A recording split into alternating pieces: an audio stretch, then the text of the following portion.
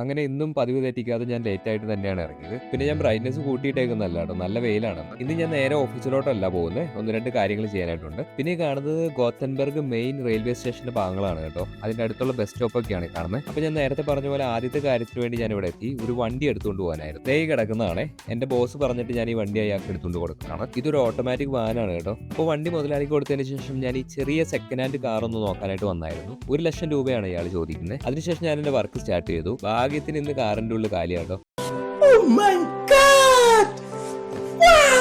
പിന്നെ ദേ ഈ കാണുന്നതാണ് നമ്മൾ സാധനങ്ങൾ എടുക്കുന്ന സ്ഥലം. അപ്പൊ ഞാൻ സാധനങ്ങളെല്ലാം കയറ്റി എന്റെ വർക്ക് സ്റ്റാർട്ട് ചെയ്തു കേട്ടോ. 2 hours later. ഇന്ന് കുറച്ച് പാക്കറ്റ് ഉണ്ടായിരുന്നുള്ളൂ. അപ്പൊ എനിക്ക് പെട്ടെന്ന് ബ്രേക്ക് ഇടാനായിട്ട് പറ്റി. അപ്പൊ അതുപോലെ തന്നെ നമ്മുടെ ബ്രെഡ് ഓംലെറ്റ് സാൻഡ്വിച്ച് ആട്ടോ. എന്ത് ടേസ്റ്റ് ആണെന്നറിയാമോ? അപ്പൊ 8 മണി കഴിഞ്ഞെങ്കിലും സൺസെറ്റ് ആവുന്നുള്ളൂ കേട്ടോ. ഇന്ന് എന്ത് ഭംഗിയാ നോക്കിയ ആകാശത്തിന്. ഒരു 9:15 ആയപ്പോഴേക്കും എന്റെ വർക്കൊക്കെ കഴിഞ്ഞു കേട്ടോ. അപ്പൊ അതുപോലെ തന്നെ വണ്ടിയെല്ലാം ഇട്ടിട്ട് പോകാനുള്ള ബസ്സിന്റെ സമയമൊക്കെ നോക്കി വെച്ചു. അപ്പൊ കറക്റ്റ് ടൈമിൽ എനിക്ക് ബസ് കിട്ടി. ഞാൻ വീട്ടിൽ വന്ന് ഫുഡെല്ലാം റെഡിയാക്കി ഒരു സിനിമയെല്ലാം ഇട്ട് കണ്ട് ഫുഡൊക്കെ കഴിച്ച് ഞാൻ കിടന്നു കേട്ടോ.